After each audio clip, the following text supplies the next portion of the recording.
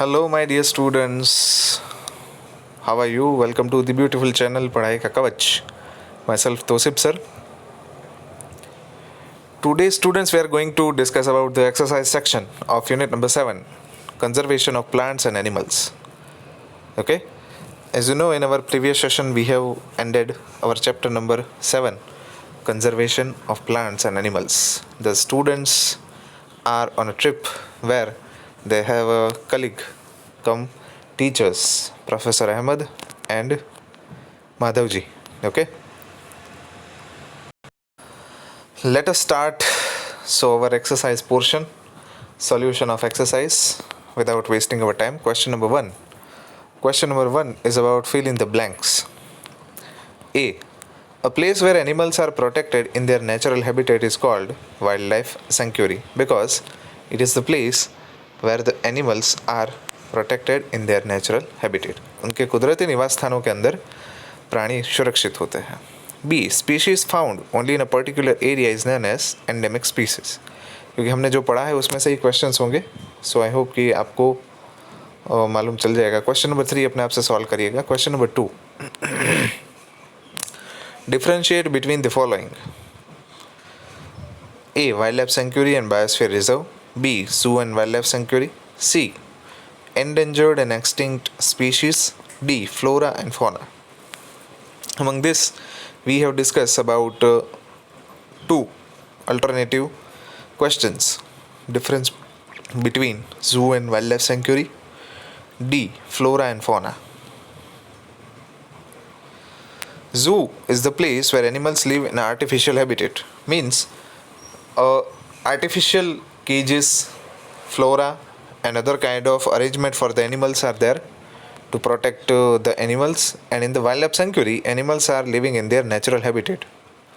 Second difference, the animals are protected for public view and they are spread in small areas because zoo area is very small, as we know.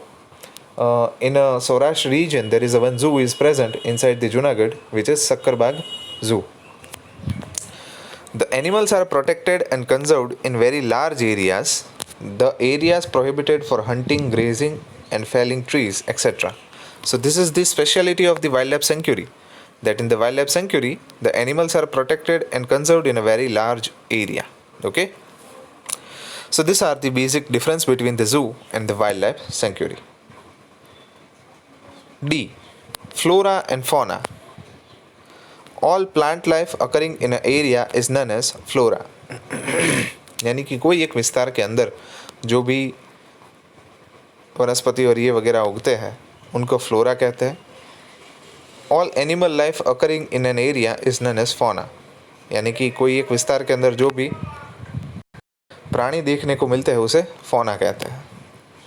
Second example of flora, साल, teak, mango, jamun, silver ferns, arjun, etc. are the flora, while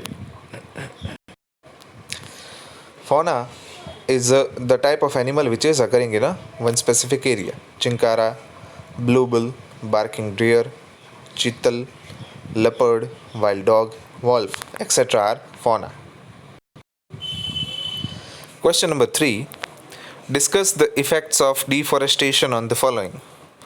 यानी कि जंगलों के निर्वनीकरण से क्या उसकी असरें होती है उसके बारे में समझाना है. ठीक है.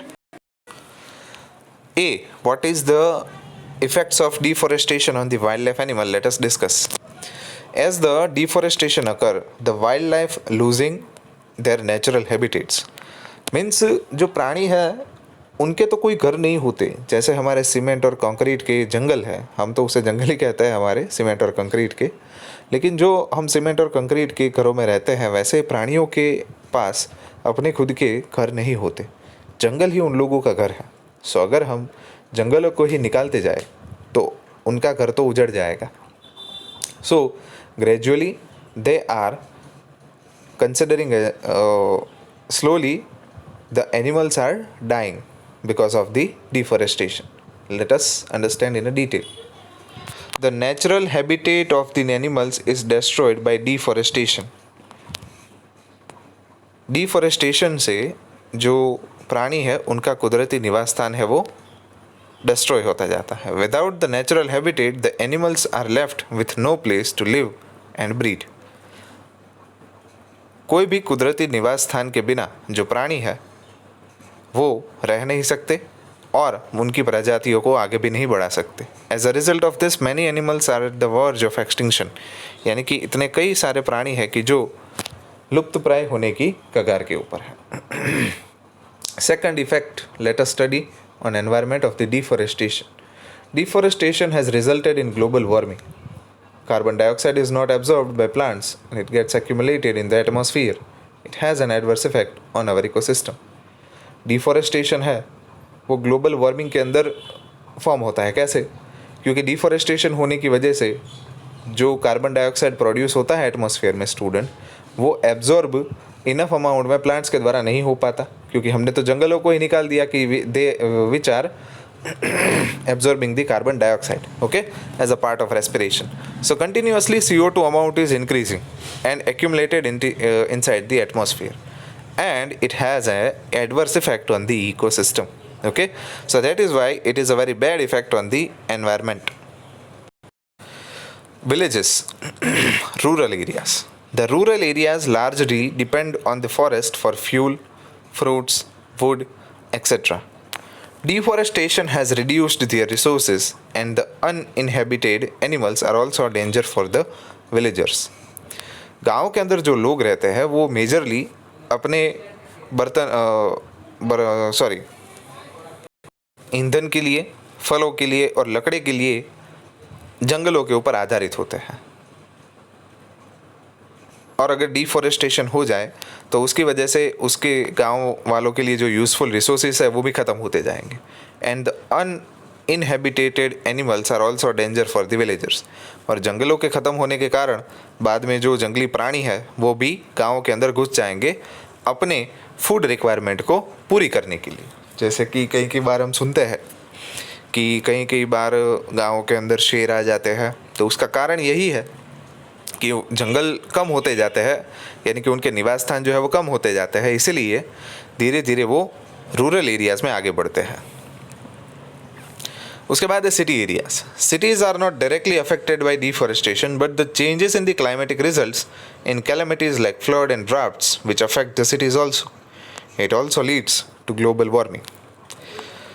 जो शहरी विस्तार है उसको ज़्यादातर फ़र्क नहीं पड़ता, लेकिन डिफॉरेस्टेशन की वजह से जो क्लाइमेटिकल चेंज आते हैं कि जिसकी वजह से भारी मात्रा में बारिश होने लगी या कई बार सूखा पड़े, तो उसकी असर शहरों के अंदर काफ़ी तादाद में होती है।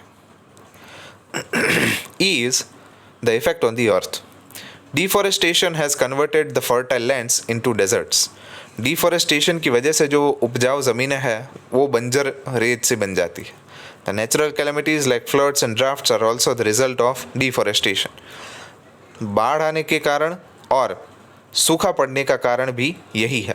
The climate of Earth has been changed due to the deforestation. So Earth is vastly affected in terms of climatic change because of the deforestation. Then after, what is the effect on the next generation? Student, this is a very interesting topic. What is the effect of deforestation into our next generation? Deforestation has affected our climate very much. Many species are at the verge of extinction because of deforestation. यानी कि deforestation से हमारे वातावरण को काफ़ी असर हुआ है और उसकी वजह से कई सारे ऐसे प्रजीव हैं कि जो लुप्त होने की कगार के ऊपर है। And some species are already extinct. और ऐसे कितने सजीव हैं कि जो लुप्त हो चुके हैं, जैसे कि चीता हमारे जंगलों में से गायब ही हो चुका है। जो लेपर्ड है वो दिखाई देता है, लेकिन चीता जो है वो गायब हो चुका है। The next generation may not able to see many beautiful attractive fauna and flora. तो डिफॉरेस्टेशन होने की वजह से जो हमारी आने वाली पीढ़ी है वो बहुत सुंदर जो हमारी प्रकृति है कि जहाँ पे प्राणी और वनस्पतियाँ प्रेजेंट है, हाजिर है, उसको वो नहीं देख पाएंगे। It may have to suffer from the effects of global warming, no fuel no paper. शायद वो ग्लोबल वार्मिंग के असर से भी प्रभावित हो और आने वाली पीढ़ी को इस्तेमाल करने के लिए ना तो फ्यूल मिले, ईंधन मिले, और ना ही पेपर लिखने के लिए मिले, क्योंकि डिफॉरेस्टेशन की वजह से लकड़ी की तादाद भी घटती जाती है. Okay, so I hope that students you understand very well the effect of deforestation on the following. Question number 4, what will happen if we go on cutting trees. देखो यहाँ पे सिचुएशनल बेस्ड क्वेश्चन आपको students पूछे गए हैं कि क्या होगा कि अगर हम पेड़ों को काटते जाएं. ठीक है, so if you go on cutting the trees, so first effect is on the climate because the trees are catching the rain. और अगर पेड़ पौधे नहीं होंगे तो सबसे पहले तो जो हर्बीवोरस है उनको लिए खाना नहीं होगा. So primarily our ecosystem will get directly disturbed because of the cutting of trees. Okay, second is the rainfall and fertility. Rainfall and fertility of soil will decrease and the changes of natural calamities will increase. इसकी वजह से जो भारी बारिश है उसमें भी कटौती आ जाएगी और ज़मीन का उपजाऊपना जिसे कहते हैं उसमें भी काफ़ी कमी होगी. ठीक है, कमी आएगी और उसकी वजह से जो कुदरती आपत्तियाँ हैं उसके अंदर बढ़ोतरी होगी. It will also lead to decrease in water holding capacity of the soil, which will result in floods. Animal life will also be affected. इनसे जो है ज़मीन की पानी की संग्रह करने की शक्ति जो है वो भी घट जाएगी और उसकी वजह से प्राणियों के जीवन के ऊपर भी काफ़ी असर पहुंचेगा. Second is if the habitat of an animal is disturbed, यानी कि जो जंगली प्राणियों के निवास स्थान है उसको हम तकलीफ़ पहुंचाएं, उस निवास स्थानों को हम काटे, उसके अंदर हम जाके रहे, तो उससे उनको क्या तकलीफ होगी. Let us try to understand. The survival of the animals will become difficult if their natural habitats if their natural habitat is disturb. अगर जो प्राणियों के कुदरती निवास स्थान है वो तकलीफ़ पहुँचे उनको, यानी कि हम वहाँ जाके रिसोर्ट बांधे या तो वहाँ पे घूमने फिरने के लिए साइट्स डेवलप करें, वाटर पार्क, अम्यूज़मेंट पार्क वहाँ पे बनाए जंगलों के अंदर. So basically they get disturbed, क्योंकि हमारे घर में अगर दूसरा कोई आके एक्टिविटी करता है, गतिविधि करता है, खेलता है, कूदता है, तो हमें थोड़े दिन या तो थोड़े घंटे अच्छा लगता है या तो हम सहन कर लेते हैं. लेकिन अगर वो वहाँ पे करता रहे तो हम उनसे कंटाल जाते हैं और फिर हम कहते हैं कि भाई यहाँ से अब चले जाओ तो अच्छा है. तो वैसे ही जंगल जो है वो प्राणियों का निवास स्थान है और अगर हम वहाँ पे दखल अंदाजी करेंगे तो वे उनको तो तकलीफ़ होगी और उनको तकलीफ़ होगी तो फिर वो हमें तकलीफ़ पहुँचाएंगे और वो बड़ी डेंजरियस होगी. ठीक है, so they will not have any space to live and to breed. तो उनको रहने के लिए काफ़ी जो जगह है वो नहीं मिलेगी, क्योंकि वो खुले आकाश और खुले जंगलों में रहने वाले प्राणी हैं. उनको एक बंद कमरे में, बंद पिंजरे में रहना अच्छा नहीं लगता है, जैसे हमें भी नहीं लगता. We are also social animal. We are not bounded inside the four walls of our house and we do not like also that. Okay, ये हमने लॉकडाउन के अंदर देख लिया कि हमें अगर घर के अंदर ही रहना पड़े तो वो भी हमें अच्छा नहीं लगता. As a result, they will not survive, and also because of scarcity of food, the animals have started wandering in the nearby villages and targeting domestic animals as their prey. उसके वजह से होगा क्या कि अगर आप उसके जंगलों को तकलीफ़ पहुंचाओगे, वहाँ पे जाके अलग अलग गतिविधियाँ करोगे, तो उनकी वजह से जो है खाने की कटौती आएगी और जो प्राणी हैं वो खाने की शोध में गांवों में, शहरों के अंदर आ जाएंगे और वहाँ पे जो डोमेस्टिक एनिमल्स होते हैं, जो पालतू पशु होते हैं, उनके ऊपर हमले के बनाव जो है वो ज़्यादातर बनने लगेंगे. Okay, third is student the top layer of soil is export. तो ये मैं आपके ऊपर छोड़ता हूँ, ठीक है, कि इसका आंसर आपको खुद से लिखना है. Question number 5, answer in brief. Why should we conserve biodiversity. यानी कि जो हमें ज़मीन के ऊपर विविधताएं प्राणियों में, वनस्पतियों में देखने को मिलती है, तो उसे हमें संभाल के क्यों रखना चाहिए. So we should conserve our biodiversity because it is very important for all living organism and for the environment. And in order to sustain our ecosystem, the biodiversity is the much needed element. We should conserve biodiversity to save it from becoming extinct. यानी कि पर्यावरण के अंदर कुछ जीवों को बचा के रखने के लिए, उसे लुप्त होने से बचाने के लिए भी हमें बायोडाइवर्सिटी को कंजर्व करना पड़ता है.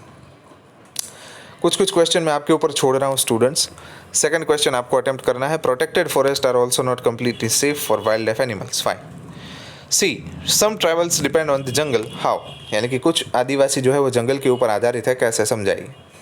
सो tribals are still dependent on the jungles for their food requirement because they are getting fruits and vegetables from the jungle, and also they are getting a wood for the fire from the jungle. Okay, so in order to satisfy their needs they are dependent on the jungle. What is a red data book? Red data book का मतलब क्या होता है? तो red data book keeps a record of the endangered animals and plants. Different records of our books are maintained for endangered animals and endangered plants. This is a red data book. Okay. दूसरे question जो है वो मैं आपके ऊपर छोड़ रहा हूँ, आपको सॉल्व करने हैं उसे. Question number 6.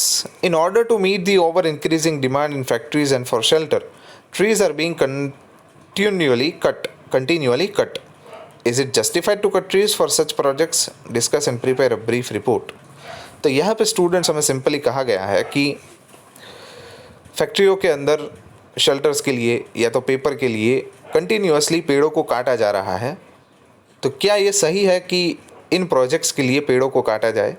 इसके ऊपर एक ब्रीफ रिपोर्ट तैयार कीजिए. तो ये स्टूडेंट्स मैं आपके ऊपर छोड़ रहा हूँ. Explain in your way. Try to answer this question in your own words. Okay, so I hope that you are able to do it very effectively. Question number 7 is, how can you contribute to the maintenance of green wealth of your locality? Make a list of actions to be taken by you. यानी कि आप कैसे अपने आसपास जो वनस्पति की समृद्धि है, जैसे हम ग्रीन वेल्थ कहते हैं, उसको मेंटेन करोगे और उसमें अपना योगदान दोगे. एक लिस्ट बनाओ आपके द्वारा लिए जाने वाले स्टेप्स की और समझाओ. So first step that we need to take is to arrange a tree plantation drive in our locality. Okay, so because of the tree plantation, first of all, the green wealth is increasing by the tree plantation. Okay, and make a public awareness campaign like one man, one tree every year. This kind of sentences are written on the cardboards, and you will arrange one rally of a small children in your locality. Okay, so these are some actions that you should take during the to contribute in the maintenance of green wealth. उसके बाद है question number 8. Explain how deforestation leads to reduced rainfall. यानी कि deforestation से rainfall कैसे घट जाती है. So first of all, let us try to understand. Plants need carbon dioxide for photosynthesis. Fewer trees would mean that less carbon dioxide will be used up, resulting in its increased amount in the atmosphere. This will lead to global warming as the carbon dioxide traps the heat rays reflected by the earth. The increase in temperature on the earth disturbs the water cycle and may reduce rainfall. यानी कि plants को carbon dioxide चाहिए photosynthesis करने के लिए, और कम तादाद में जंगल होंगे या तो पेड़ पौधे होंगे तो उससे कम कार्बन डाइऑक्साइड एब्जॉर्ब होगा, और उसकी वजह से कार्बन डाइऑक्साइड की अमाउंट वातावरण के अंदर बढ़ती जाएगी, और इससे ग्लोबल वार्मिंग के चांसेस बढ़ते हैं. और ग्लोबल वार्मिंग होने की वजह से जो गर्मी है वो हमारे अर्थ के ऊपर ट्रैप होकर रहती है. इससे हमारी जो वाटर साइकिल है वो डिस्टर्ब होती है, और उसके कारण हमारे रेनफॉल के ऊपर इफेक्ट पहुंचती है. ओके, उसके बाद है क्वेश्चन नंबर 9. उसको छोड़ दीजिएगा क्योंकि वो नोटेशंस के लिए है. क्वेश्चन नंबर 10 के ऊपर आंसर करते हैं. Why should paper be saved? Prepare a list of ways by which you can save a paper. Paper को क्यों बचाना चाहिए, समझाइए उसको बचाने के तरीके. तो ये मैं आपके ऊपर छोड़ता हूँ क्वेश्चन. ओके, और ये पजल वाला है question. So do it by your self because it is a self exercise and you should do by it your own self. So this 2 questions are I am leaving on you. Okay, so please be prepared for it. Thank you for today's session. We will meet in next session. Thank you.